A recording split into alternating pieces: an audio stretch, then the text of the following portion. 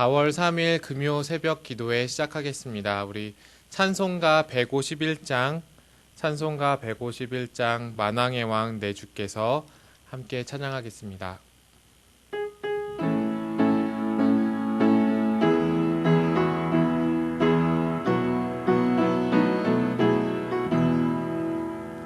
만왕의 왕 내 주께서 왜 고초당했나. 이 벌레 같은 날 위해 주 보혈 흘렸네.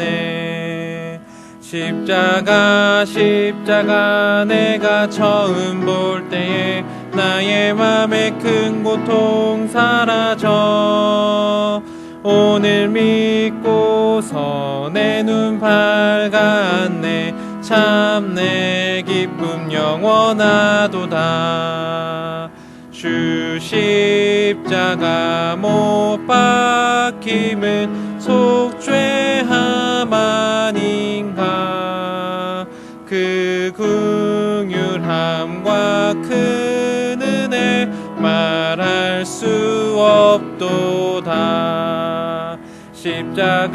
십자가 내가 처음 볼 때에 나의 맘에 큰 고통 사라져. 오늘 믿고서 내 눈 밝았네. 참 내 기쁨 영원하도다. 늘 울어도 그 큰 은혜 다 갚을 수 없네. 나 주님께 몸 바쳐서 주의 일 힘쓰리. 십자가 내가 처음 볼 때에 나의 맘에 큰 고통 사라져. 오늘 믿고서 내 눈 밝았네. 참 내 기쁨 영원하도다. 아멘. 오늘 저희에게 주시는 하나님의 말씀은 누가복음 22장 47절에서 53절입니다. 누가복음 22장 47절에서 53절입니다. 말씀하실 때에 한 무리가 오는데 12 중에 하나인 유다라 하는 자가 그들을 앞장서서 와서 예수께 입을 맞추려고 가까이 하는지라. 예수께서 이르시되 유다야 내가 입맞춤으로 인자를 파느냐 하시니 그의 주위의 사람들이 그 된 일을 보고 여짜오되 주여 우리가 칼로 치리이까 하고 그 중에 한 사람이 대제사장의 종을 쳐서 그 오른쪽 귀를 떨어뜨린지라. 예수께서 일러 이르시되 이것까지 참으라 하시고 그 귀를 만져 낫게 하시더라. 예수께서 그 잡으러 온 대제사장들과 성전의 경비대장들과 장로들에게 이르시되 너희가 강도를 잡는 것 같이 검과 몽치를 가지고 나왔느냐. 내가 날마다 너희와 함께 성전에 있을 때에 내게 손을 대지 아니하였도다. 그러나 이제는 너희의 때요 어둠의 권세로다 하시더라. 아멘. 오늘 본문의 47절 말씀하실 때라는 단어는 오늘 본문의 상황과 그리고 앞선 상황이 긴밀하게 연결되어 있다는 것을 보여줍니다. 어제 본문을 간단히 요약해 보면 예수님께서 감람산에 오르셔서 열심히 막 땀이 피가 되도록 기도하셨습니다. 기도 내용이 무엇이냐면 고난의 잔을 넘어가게 해달라고, 그리고 그 내 뜻대로 말고 하나님의 뜻대로 하시옵소서라는 그 고난의 잔에 대해서 기도하셨습니다. 그러나 제자들은 피곤하여서 잠들어 있었고 예수님은 그들을 깨우시면서 너희가 시험에 들지 않도록 깨어 있으라고 말씀하셨습니다. 그리고 오늘 본문 속에서 그 깨어 있고 그리고 깨어 있지 않음이 각 사람에게 어떻게 반응으로 나타나는지 오늘 본문 속에서 잘 살펴봤으면 좋겠습니다. 47절에서 48절을 읽어보도록 하겠습니다. 말씀하실 때에 한 무리가 오는데 12 중에 하나인 유다라 하는 자가 그들을 앞장서서 와서 예수께 입을 맞추려고 가까이 하는지라. 예수께서 이르시되 유다야 내가 입맞춤으로 인자를 파느냐 하시니.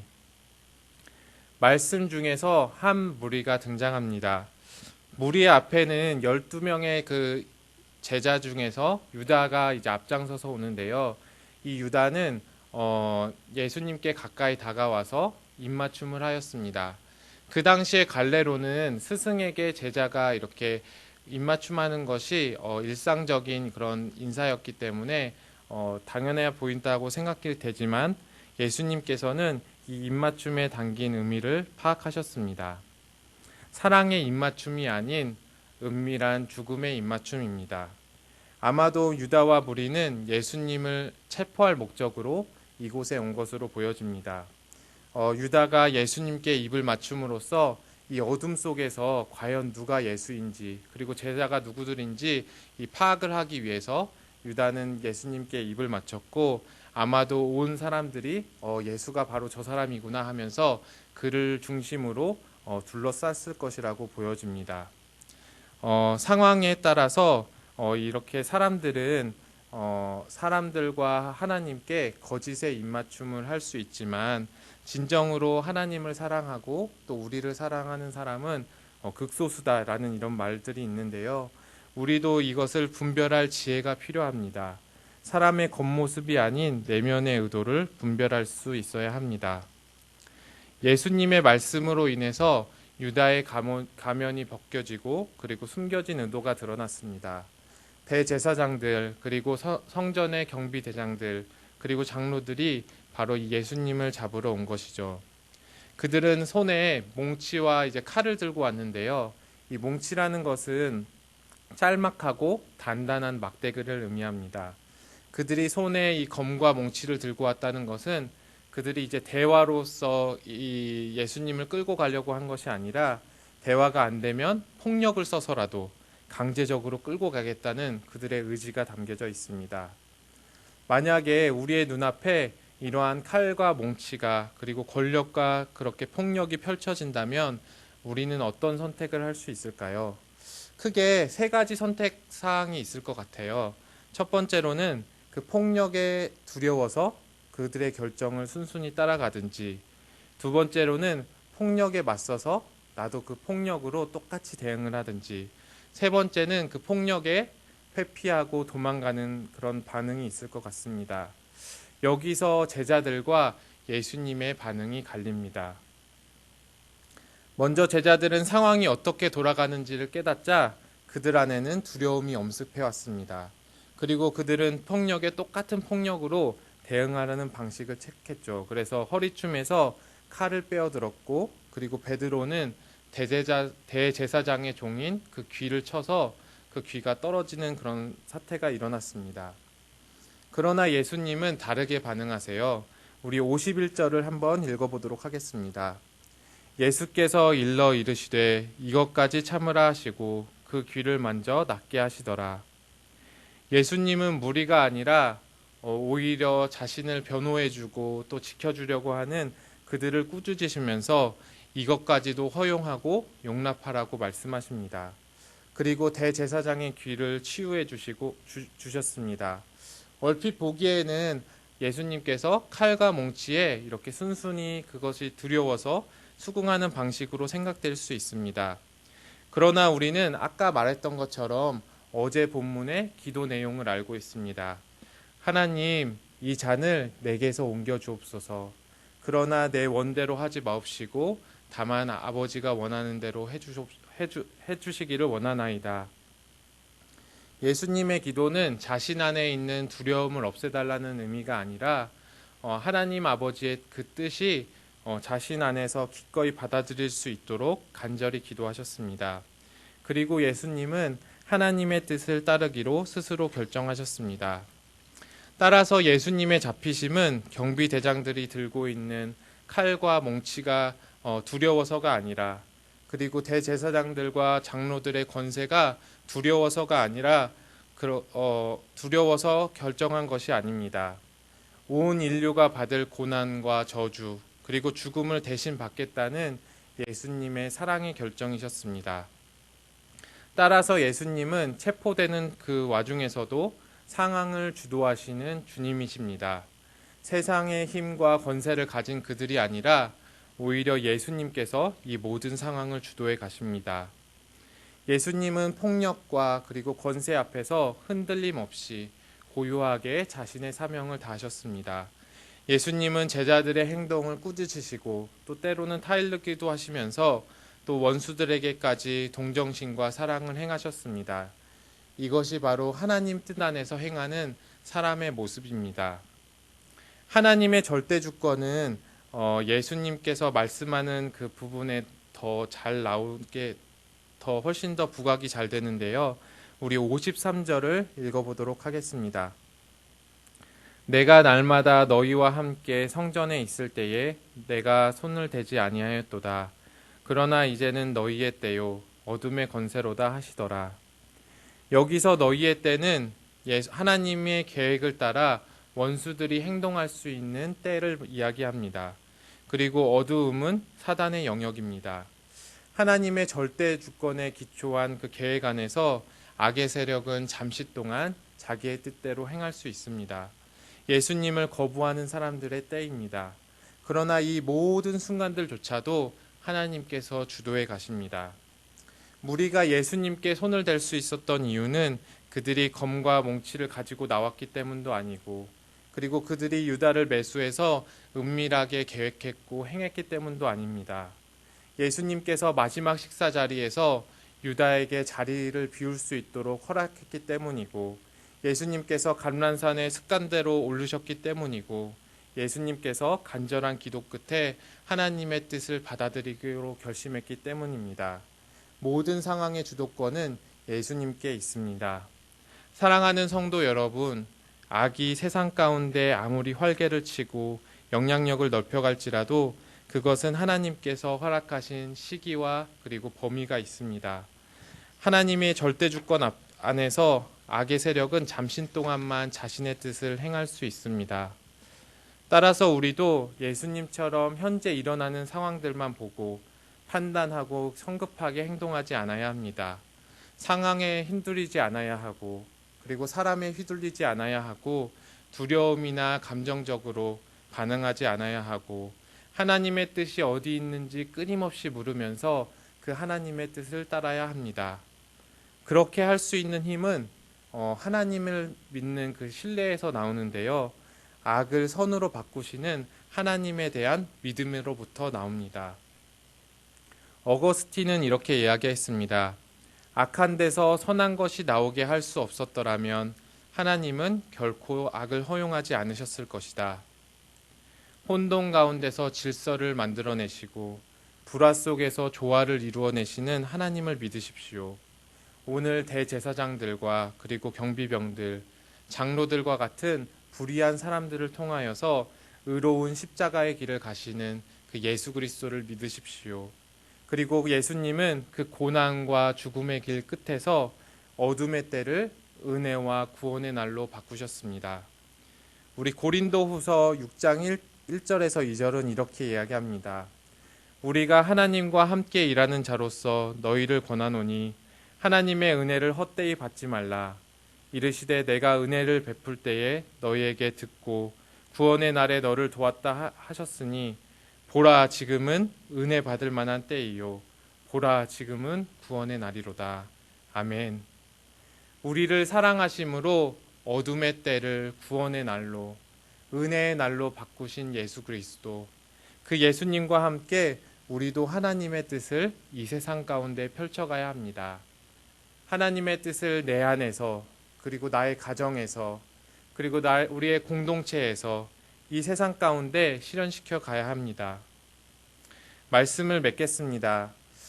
보네표라는 우리 독일의 목회자이면서 신학자가 있는데요. 그는 이제 독일 히틀러가 이렇게 정치를 하고 있을 때 사역했던 사람입니다. 독일의 히틀러의 그 나치니즘 속에서 독일 교회들이 무너지고, 그리고 신앙의 본질들이 매우 흐려져 가던 그때에 이제 이 목사님이 사역을 하셨습니다. 보네포 목사님을 아끼는 사람들은 그가 이제 독일에 다시 돌아가지 않고 미국에서 머물 수 있도록 모든 환경들을 열어주었습니다. 거처도 마련해 주었고, 그리고 신학교에서 교수로서 생활할 수 있도록 그렇게 만들어 주었습니다. 그런데 보네퍼는 다음의 말을 남기면서 독일로 돌아갔습니다.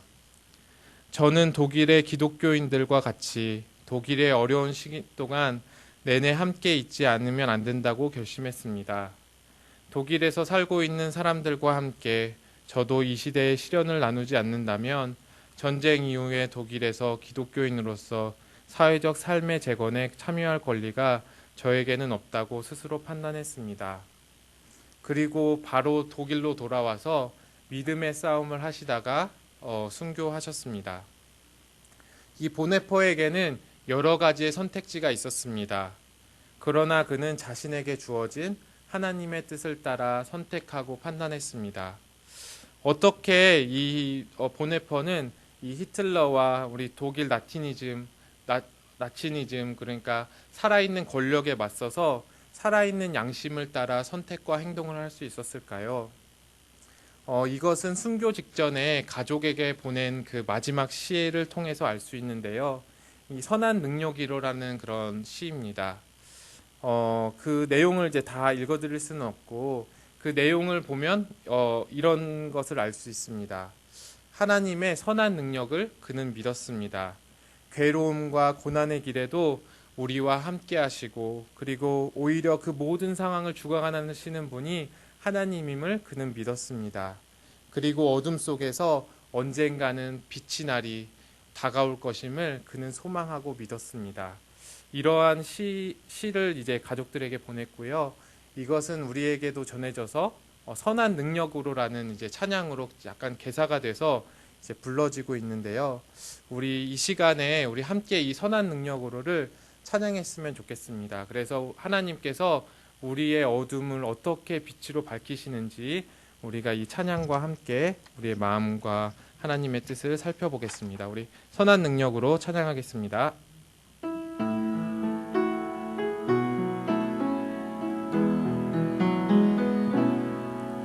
주 선한 능력으로 안으시네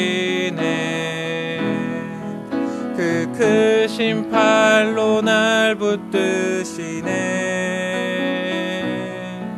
절망 속에도 흔들리지 않고 사랑하는 주 얼굴 구하리 선한 능력으로 일어서리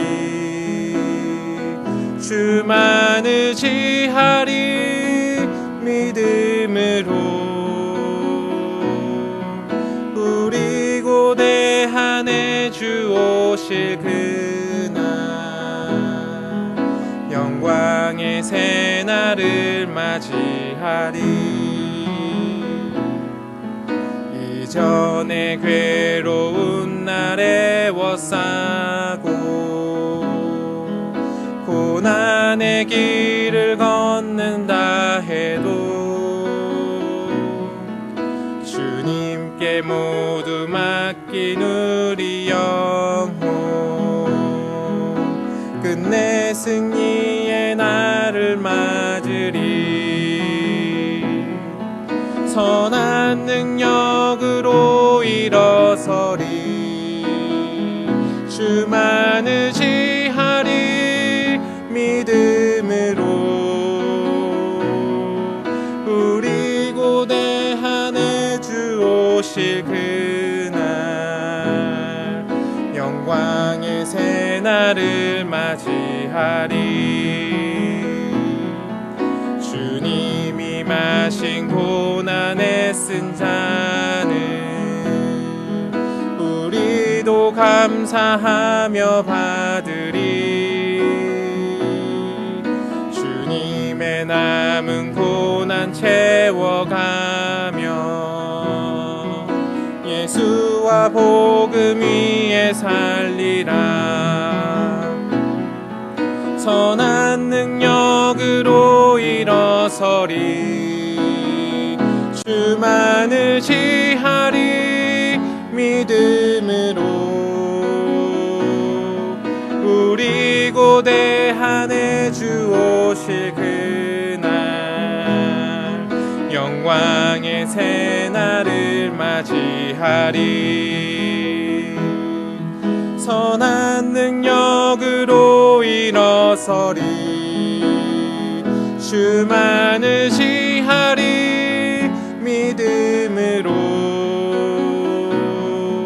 우리 고대한에 주 오실 그날 영광의 새날을 맞이하리. 승리의 새날을 맞이하리. 아멘. 사랑하는 성도 여러분, 코로나 사태로 얼마나 힘들고 어려운 시간들을 보내고 계신가요? 선한 능력으로 우리를 붙드시는 그 주님을 믿으십시오. 악을 선으로 바꾸시는 주님, 혼돈을 질서로 바꾸시는 주님, 불화 속에서 조화를 이루시는 주님을 발견하십시오. 그리고 그 주님이 우리를 결국 그 영광과 승리의 그날로 이끌어 가실 것임을 우리가 믿었으면 좋겠습니다. 그리고 그때를 소망하면서 나아가는 저희들 되어지기를 소망합니다. 우리 함께 기도하도록 하겠습니다. 하나님 아버지, 감사합니다. 오늘 정말 주님께서 체포를 당하시는 그 장면을 통하여서 하나님께서는 이 모든 것을 아시고 또 이 모든 상황들을 주관해 가시는 것임을 다시 한번 발견하게 되었습니다. 겉으로 보이기에는 악이 활개를 치고 악이 자신의 행하는 것들을 마구 행하는 것처럼 보일 때가 있지만 그 모든 것은 하나님께서 정하신 시기와 범위 안에서만 이루어진다는 사실을 우리가 다시 한번 발견하게 됩니다. 하나님이 어렵고 힘든 시기 동안 하나님 우리를 붙드시고 발견하게 하시는 그 주님을 발견할 수 있도록 우리를 붙들어 주시고, 하나님 우리가 이 시기를 넘어서 마침내는 영광의 그날, 정말 승리의 그날, 구원의 날, 은혜의 날을 정말 맞이하게 될 것임을 믿고 주님 안에서 신뢰하며 나아가는 우리들 될 수 있도록 주님께서 인도하여 주시옵소서. 또한 주님께서 주신 그 거룩한 뜻을 나에게도 정말 적용하고 우리의 가정과 우리의 공동체와 우리 세상 가운데 이 하나님의 뜻을 실현해 나가는 저희들 될 수 있도록 주님께서 인도하여 주시기를 간절히 소망합니다. 이 모든 건 예수님의 이름으로 기도드립니다. 아멘. 우리 주님이 가르쳐 주신 기도하도록 하겠습니다.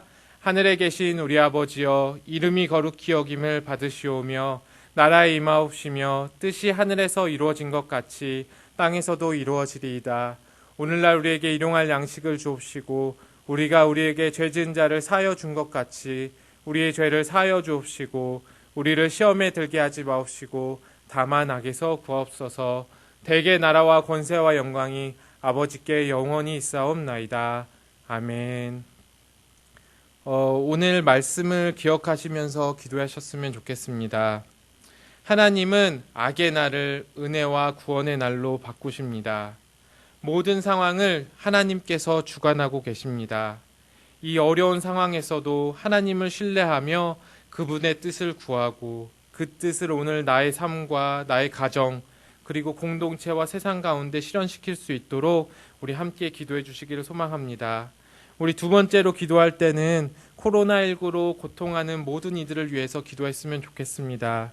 이 세상이 정말 신음하고 아파하는데 정말 주님께서 이 세상 가운데 위로를 주시기를, 또한 이것을 위해서 수고하시는 모든 이들에게 하나님께서 은혜를 더해 주시기를 기도해 주시고 이것이 빨리 해소될 수 있도록, 백신이 빨리 개발될 수 있도록 함께 기도해 주셨으면 좋겠습니다. 마지막으로 자기가 가지고 있는 기도 제목을 따라서 기도하시겠습니다. 우리 함께 기도하겠습니다.